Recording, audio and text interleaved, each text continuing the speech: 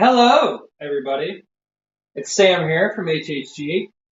Uh, I'm gluing some drum shells today, and I thought that I would go ahead and just jump on a live stream. Maybe we could hang out.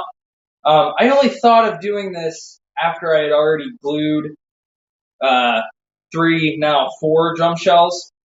So I apologize. You kind of missed out on about half the party. But I got three left, so maybe we can do like a quick 20-minute stream or something, hang out and chat about drums. I'm still at 0 people watching this. So when the first person jumps into this bitch, hello, first person. I see you. Can you give me an AV check? Can you see me? Can you hear me? Is this camera okay? Is this camera okay? Can you hear my words? I hope that you can. Let me turn this thing off because it's loud as shit. So I'm going to take this shell, get it out of my face. Oh, hello, Kevin. What's up, my guy? Kevin, how we sounding? How we looking? Before I get the shell off the table, I'll tell you about it real quick. This is a 12x8 reclaimed Japanese plum wood. Pretty fucking crazy. I'm always very happy and lucky about like the clients that I have that come to me and are like, "Hey, would you like to use this ridiculously expensive 1,000-year-old Japanese wood to make a drum with?" And I say, yes, I would, friend. Because otherwise, I don't think my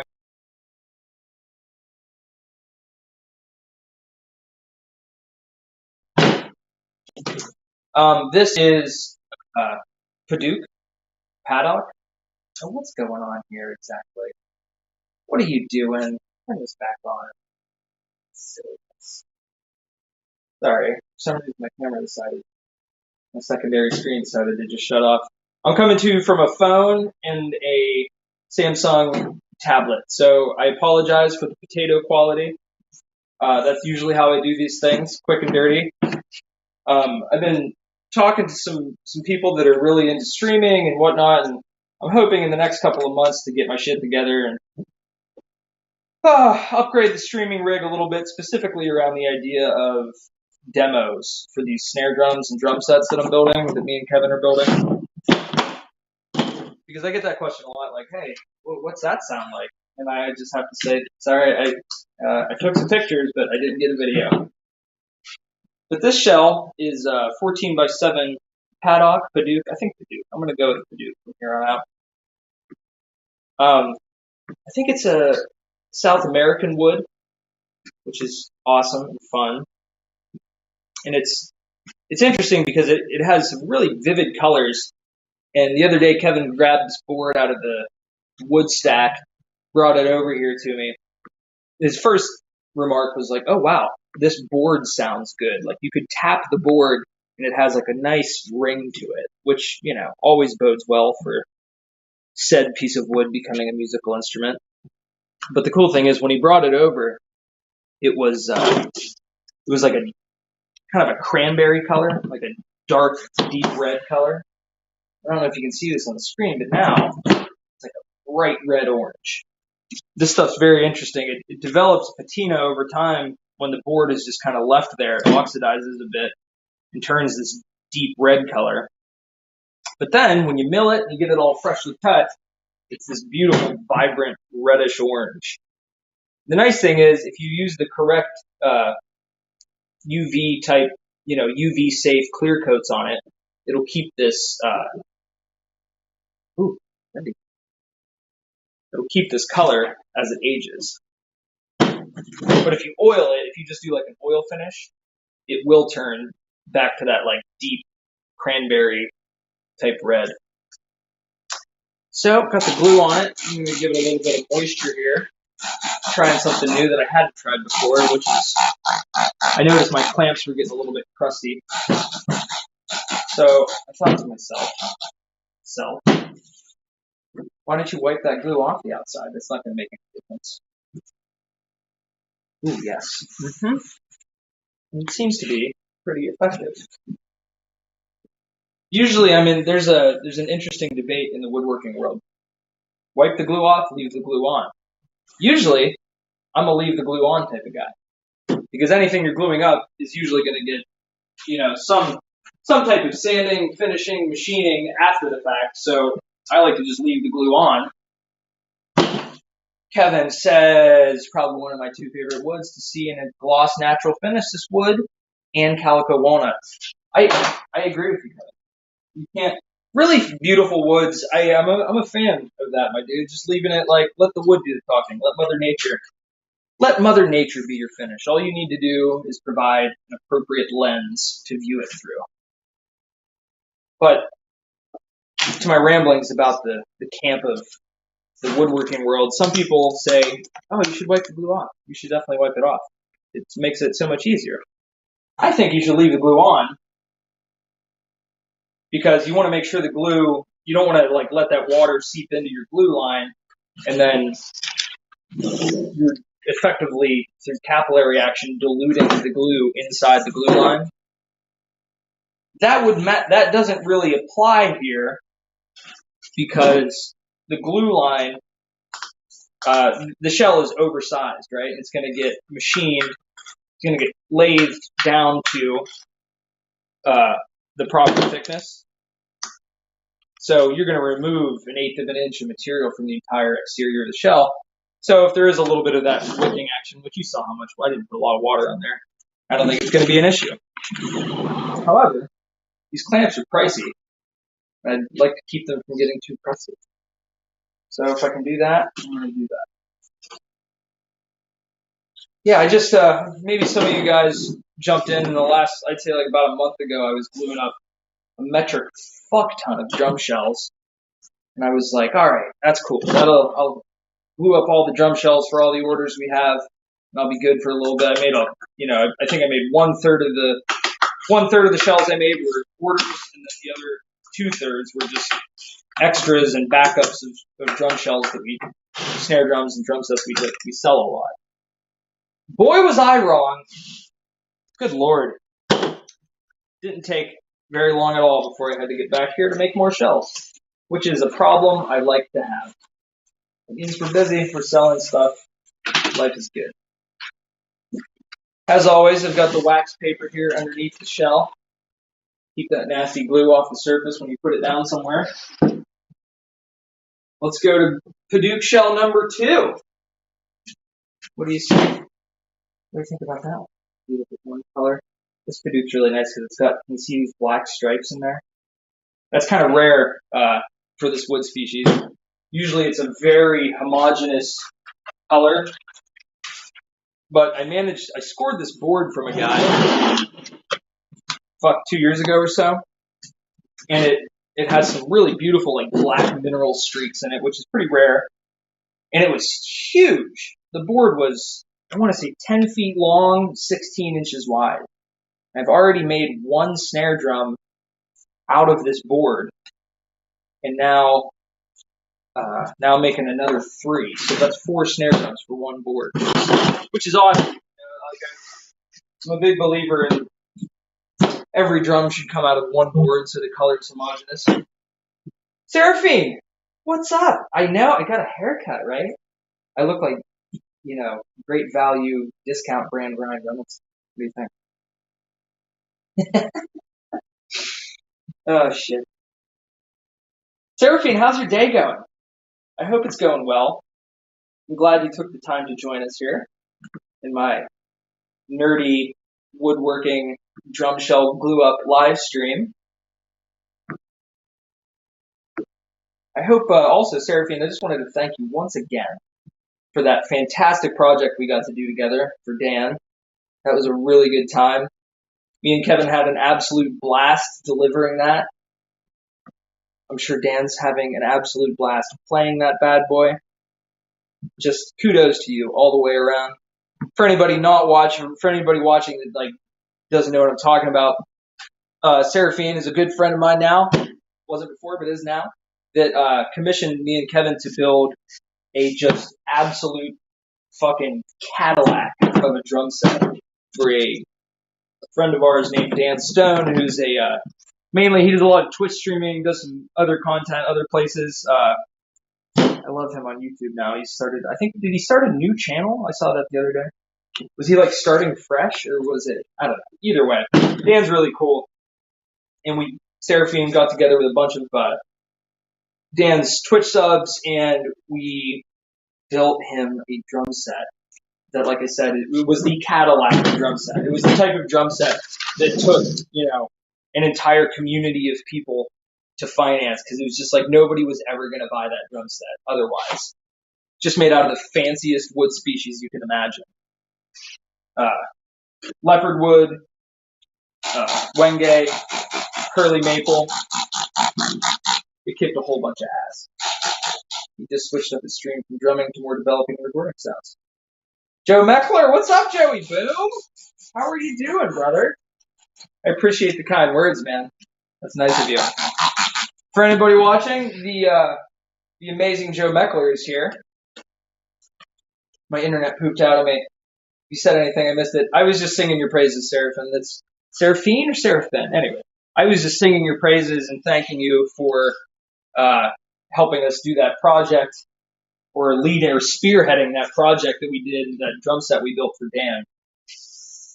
Because it was, like I said a couple minutes ago, it was fucking the Cadillac of drum sets. I just realized this camera might be a little dirty. Let's roll with it. Joe says, I'm working on Virage drums. Vintage. I'm gonna go ahead and say you meant to say vintage. What kind of vintage drums are you working on, Joe? Please enlighten me. I'm very interested. But yeah, like I was saying, anybody that's watching that doesn't know who Joe Meckler is, you should. He's the coolest dude in the world. He is the progenitor of the Delaware Drum Show, one of the coolest drum shows in the entire country. And just an all-around fantastic drum craftsman. Joe recreates and restores beautiful vintage drums like nobody else can. And he's just an all-around cool guy. Rolling Bombers! Yeah, baby! Vintage Asai. So, Seraphine says, still an amazing project. We're so happy it worked out and went off without a hitch. Yes, yeah, it really was an awesome project. And I can't thank you enough for making that happen. It was so goddamn fun. Joe, you are the best, sir. You are the best. Hit me up sometime, Joe. I think we need to work on something.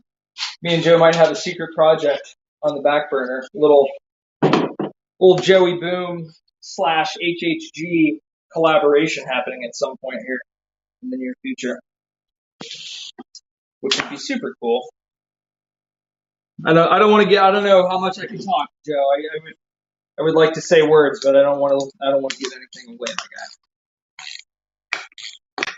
No, I'm not the best. I'm just a lump of coal over here, just spending my days in this dusty shop building things when I should be outside enjoying the world. It's extra hard on days like today. Like I walked outside, and I met some guys coming to maybe fix my driveway. What the fuck did I do with that rag? Jesus. Oh, there. I was like, hey! Clade Resbaugh, what's up, man? Good to see you. How's your day going? Thanks for dropping by. I hope it's going well. Mine's going well. I got dust all over me. I'm in my natural environment. Like I was saying, I walked outside earlier. My driveway's all muddy and nasty. It's a paved driveway, but it's very narrow. I think it was paved in 1984 when apparently cars were the size of Tic Tac boxes. And there's a lot of mud on the edges from people going off the road. I have a giant truck. And as I walked out there, just this beautiful. Your day's going great, says Clade. That's good to hear, man. I hope it continues to go great. That's what I like to hear. Clade, where are you located, man? Is it as beautiful a day wherever you are as it is here in Pennsylvania? Like I went outside and was meeting these guys and look at the driveway, and it's just beautiful out. Sun shining. Like I could be in a pair of shorts, and I'm like, ugh. Back to the old dust dungeon in here. Put the respirator on. Make some shells. But nothing good comes easy, right? Can't build an epic drum company if you just go walk around and, I don't know, smell the flowers or something. All right, we only got one shell left. We're flying through these. We're at 15 minutes, so we're like 7 minutes and 30 seconds per snare drum. If all goes well, the stream will be over in another 7 minutes. And it seems to be going exceedingly well. So, what do you say we get this last shell out? The whole bunch of the same right now. We're just doing 14x7 Padauk shells, one after the other. Here's number 3. Looking pretty sexy. You can see the arrows and triangles inside. That's work. Doing what you like. Yeah. I mean, it's an interesting paradigm. Like everybody always, there's that old trope of like, do what you love and you'll never work a day in your life. I love building drums, but god damn, sometimes I don't want to strap a respirator on and make a bunch of sawdust. But it's like, you gotta get through that. You gotta get through the nasty parts to have the fun parts. You have to make the sawdust and grind so that you can drive up to Dan's house and deliver a giant Cadillac drum set to him. All of these things, they're all part of it. But yeah, so these Padauk shells, there's 3 of them. And one of them is spoken for. The client commissioned one of them. And the other 2, my friends, are available. So if anybody watching is in the need for a beautiful, handcrafted, South American wood species stave drum made in America, hit me up. Hit up Kevin. Shoot us a DM. You've got to put a gentle contour on at least one of those Padauk shells. Kevin is ever the proponent of the gentle contour. How about we do a very aggressive, angry contour, Kevin? With that, I don't think that'd tickle your boat. To mix a metaphor.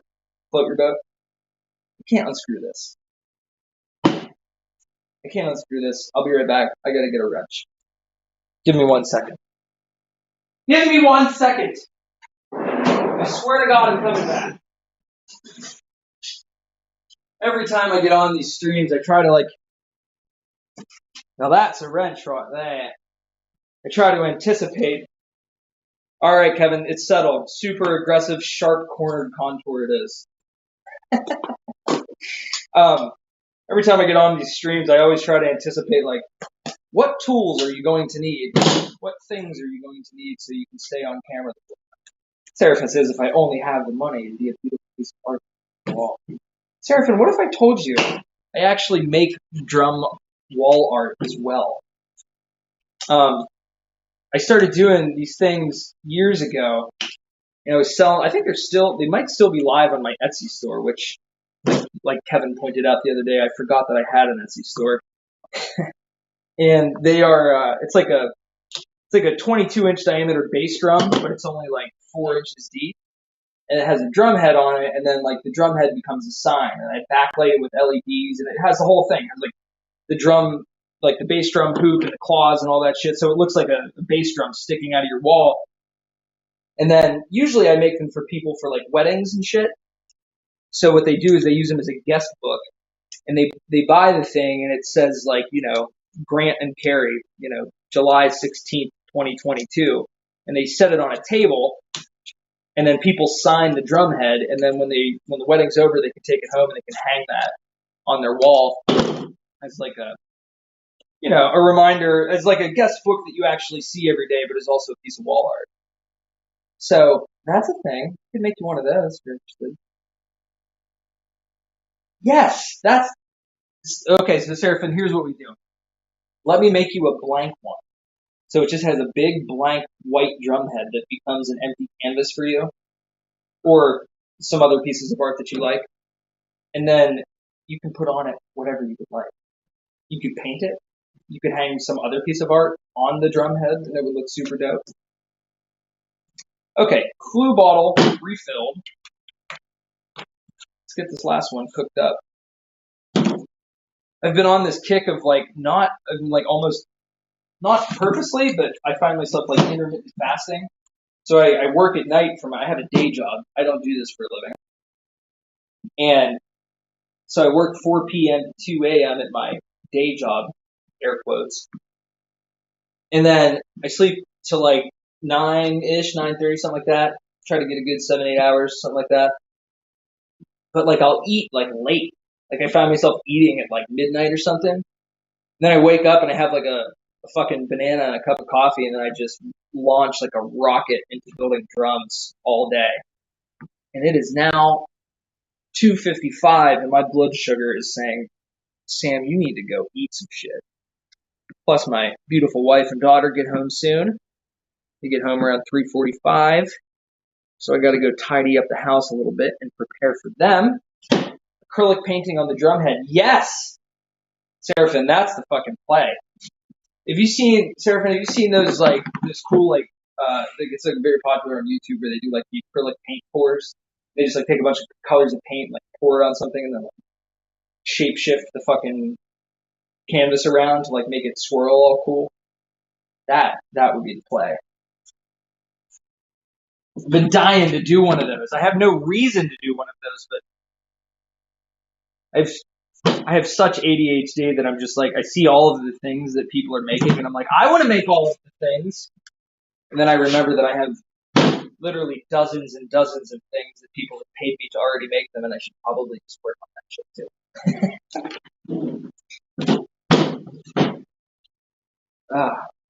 On a completely unrelated note, I had never spent any time listening to Warren Zevon at all. Like I was, we've all heard like Werewolves of London and shit, but the radio classics, I've heard those. But I somehow ended up listening to just like for the last 3 days. Dan has a painting of yours? I didn't know. Okay, so what do you paint? I didn't know you were a Rembrandt over here, Seraphin. I need a Seraphin original hanging in my shop. That would be fucking dope. Back to Warren Zevon. I've been listening to Warren Zevon for like 3 days nonstop, and I'm starting to realize that I needed this fucking guy in my life. He's fantastic. Like all the deep cut shit. It's a great mix of like, it's funny, but some of it's like very introspective. The lyrics are great. But then it's all laid over like a fun like 80s like pop vibe kind of. I dig the shit out of that guy. It reminds me of when I like first discovered Frank Zappa. I was like, I can send you a photo of the painting I did for him. Oh yes, please do. I would love to see that. Side note on Discord, I just listened to a long podcast about the dude that founded Discord, which was fucking fascinating to me. I did not I didn't realize like how many problems that service solved.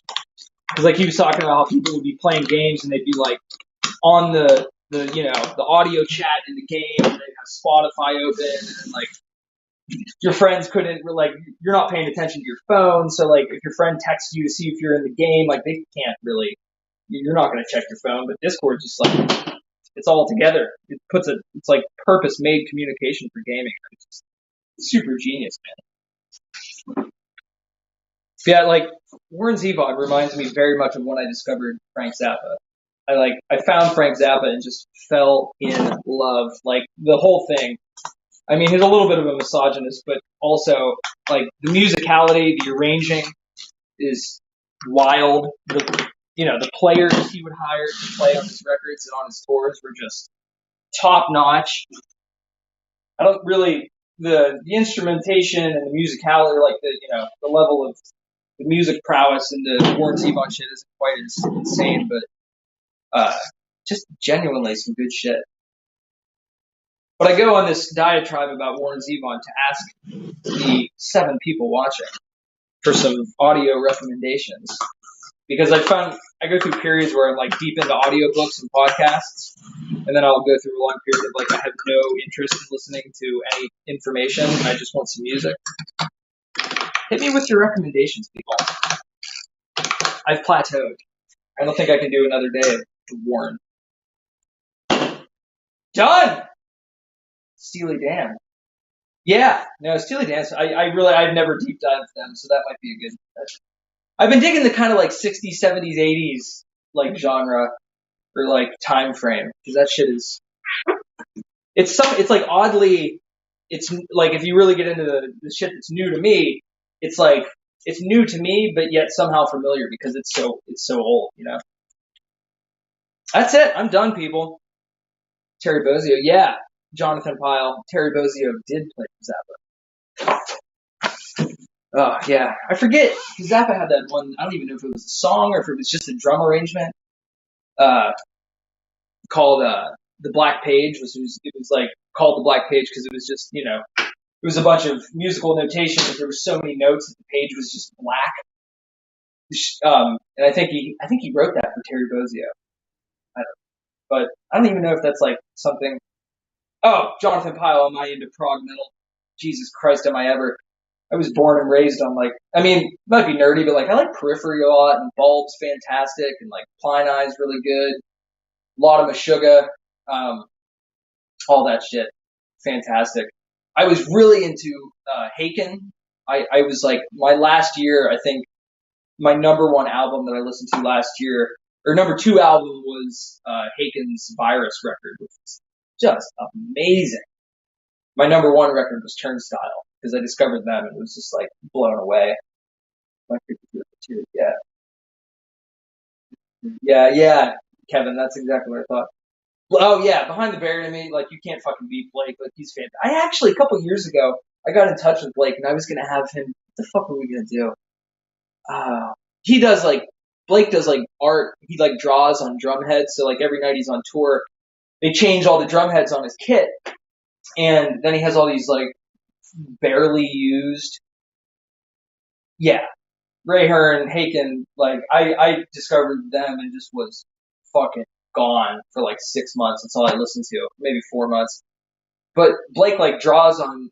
He takes like the drum heads and then takes like markers and draws them. And I forget what the hell we were gonna do. Oh, I was gonna send him a drum shell. I was gonna send him a blank white drum shell, and then just have him just draw on it, and then send it back. And then we were gonna like finish it into a snare drum. I'm kind of bad at following up. I should probably like message him and see if he wants to do that still. Cause that'd be fucking cool. Okay, well, I'd love to stay and chat everybody, but I gotta get the hell out of here. I'm starving. I appreciate you guys swinging by. Jonathan, I am gonna jump back into some dope fucking prog metal because that always just gets my motor turning. And Kevin, yes, Steely Dan, all day. Seraphin, it's great to see you. Thank you for coming by. I appreciate you guys. I'm gonna jump off. Hopefully we can do another one of these soon. See you guys later. Oh, you know what? I always do this thing where I say goodbye, and then I fucking forget how to like actually close this. I think I might. Wait, is it here? I'm sorry. Bye.